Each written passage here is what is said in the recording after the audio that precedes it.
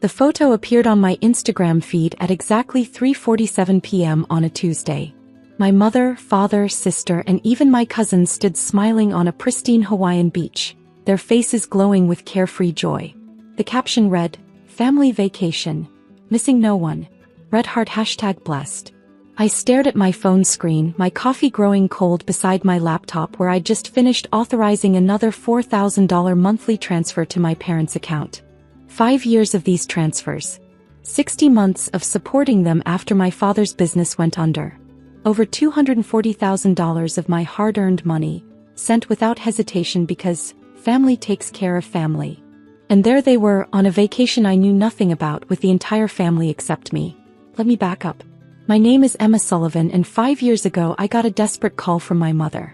My father's construction company had collapsed, taking their savings with it. They were about to lose everything, the house I grew up in, their car, their dignity. "Please, Emma," my mother had sobbed into the phone. "We don't know who else to turn to. Your sister Megan is just starting her career, she can't help. You're doing so well with your software company." I had just sold my first major security software package to a tech giant, earning my company its first $1 million contract.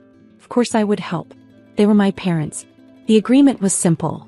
I would send them $4,000 every month to cover their mortgage, car payments, and basic expenses until they got back on their feet. They would look for work, cut unnecessary spending, and gradually become self-sufficient again. That was the plan anyway. At first they were grateful.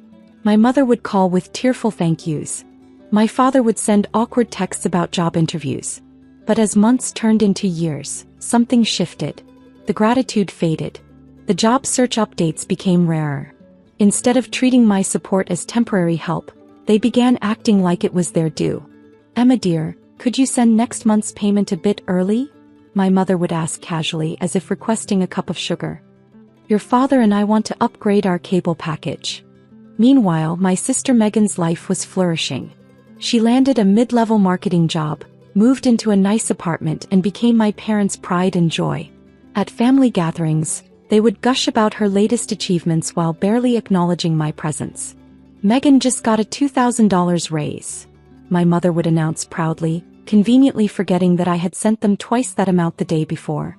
"Isn't it wonderful how Megan networks?" my father would beam. "Always attending business lunches, making connections." Business lunches I was paying for, though they didn't know that.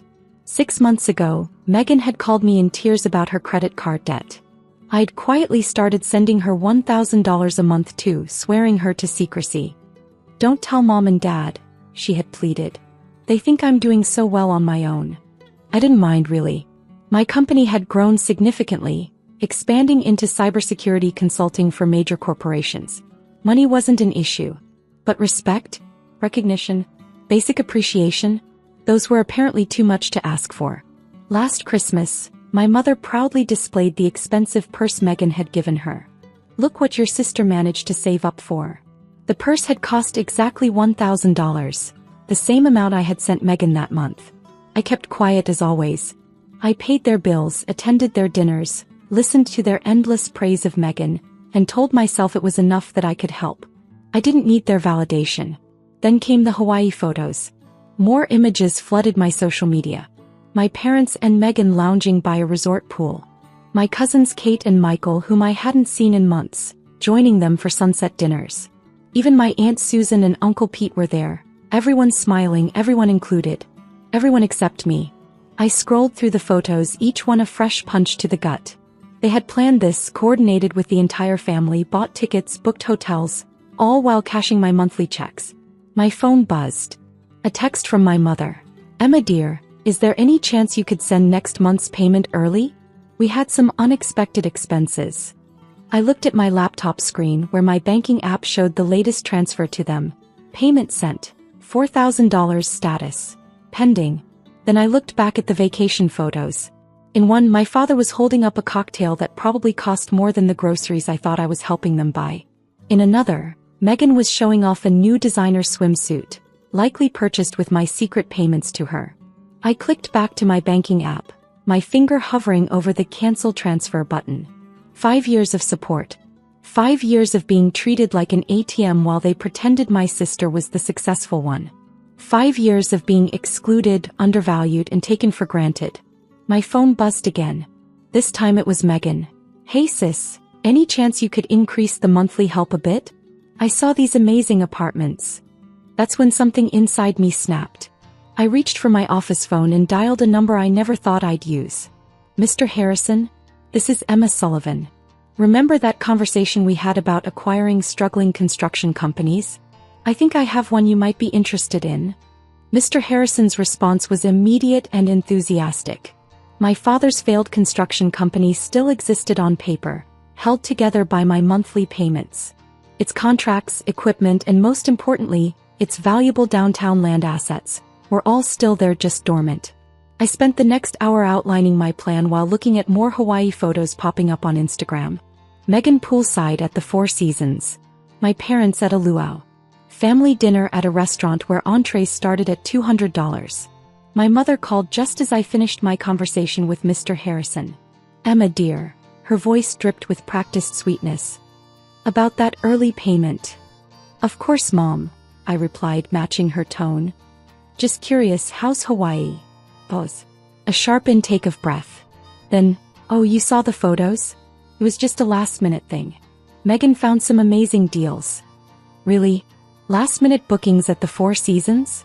During peak season?" Another pause. "Well, you're always so busy with work. We didn't want to bother you." "Right?" I said, watching my banking app as Mr. Harrison's first wire transfer hit my account. "Because I'm so busy sending you $4,000 every month." "Emma," she started, her voice taking on that familiar disappointed tone. "Don't be like that. You know we appreciate Dash." "I have to go, Mom. Enjoy your vacation. Oh, and don't worry about next month's payment. You won't need it." I hung up before she could respond and made 3 more calls. One to my lawyer, one to my accountant, and one to the private investigator I'd hired last year when I first suspected my family's exploitation went deeper than I knew. The PI's report arrived in my email within the hour, confirming everything. My parents hadn't been looking for work at all. My father had turned down 3 job offers in the past year alone. My mother had started a secret savings account with my emergency payments. And Megan? She'd been lying about her salary. She was making triple what she claimed, but kept asking for money while presenting herself as the family success story. The Hawaii trip had cost $46,000. They'd planned it 6 months ago. My phone kept buzzing with text. "Megan, Mom said you're being difficult about the money. Don't be selfish, sis." "Dad, your mother's upset. You know how she gets. Let's not make this a big deal." "Cousins Kate and Michael, why are you trying to ruin everyone's vacation? So bitter." I turned off my phone and focused on my laptop, where I was logging into the business accounts I'd secretly maintained for my father's company. 5 years of monthly payments hadn't just kept them afloat. They'd preserved the company's assets, contracts, and most importantly, its prime real estate holdings. Holdings that Mr. Harrison's development firm had been trying to acquire for years. At 9 a.m. Hawaii time, 2 p.m. at my office, I pressed send on 4 emails. The first was to my parents, containing bank statements showing every payment I'd made over 5 years, totaling $240,000. Plus $12,000 to Megan that they didn't know about. The second was to Mr. Harrison, finalizing the sale of my father's company, which I technically owned through years of being the sole financier, to his development firm for $5.2 million. The third was to my lawyer, instructing him to proceed with liens on all my family's assets due to defaulted private loans. Yes, those monthly gifts had actually been properly documented loans, thanks to my lawyer's foresight. The fourth was to the family group chat, including everyone at that Hawaiian paradise. "Check your emails. Vacation's over." I waited, watching the read receipts appear one by one. Then my office phone rang. "Emma." My father's voice was frantic. "What is this? You sold my company." "No," I corrected calmly. "I sold my company.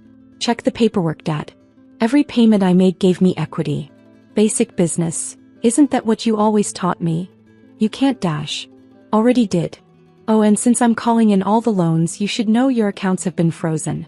Enjoy explaining to the Four Seasons how you'll pay for the rest of your stay." I could hear my mother wailing in the background. Megan was screaming something about her apartment deposit. "Emma, My father's voice turned pleading. We're family. Family. I laughed. Family doesn't exclude family from vacations. Family doesn't lie about jobs and salaries.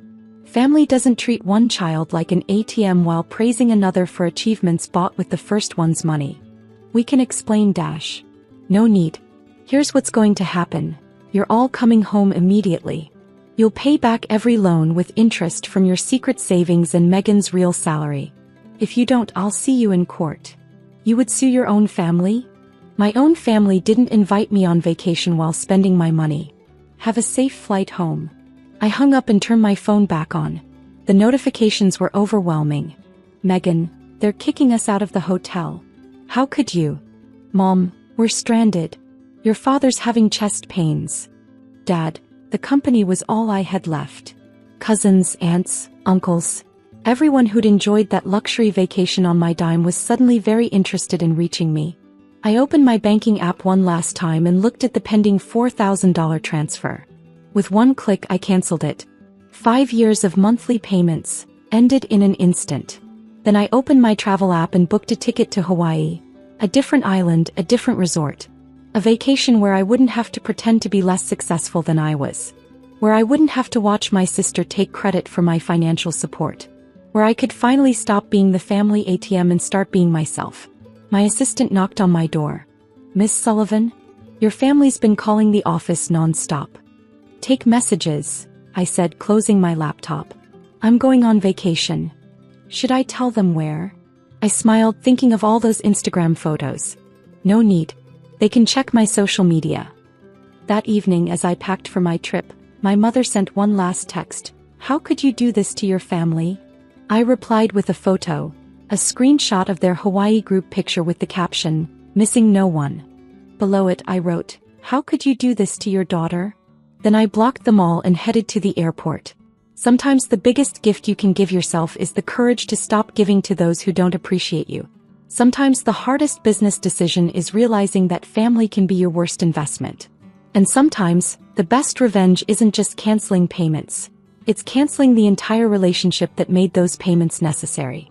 As my plane took off, I opened my laptop to find an email from Mr. Harrison. The development plans for my father's former company would create hundreds of jobs and revitalize a struggling neighborhood. In the end, my family's betrayal would help an entire community. I ordered a champagne and looked out the window, smiling. Let them scramble to pay their hotel bill. Let them feel what it's like to not be able to rely on me. Let them finally understand that success isn't about taking advantage of family. It's about being honest, grateful, and inclusive. My phone buzzed one last time before I put it on airplane mode. A notification from my bank. Recurring payment canceled successfully. 5 years of being the family ATM, ended by one family vacation I wasn't invited to. Sometimes the best trips are the ones that take you away from toxic relationships, even if those relationships are with your own family. I sat back, watching the clouds drift by, finally free from the weight of unappreciated sacrifice. Somewhere over the Pacific, my family was frantically booking economy flights home. But me? I was flying first class to a future where I no longer had to diminish my success to make others comfortable. After all, if they could afford a luxury vacation with my money, I could certainly afford one with theirs.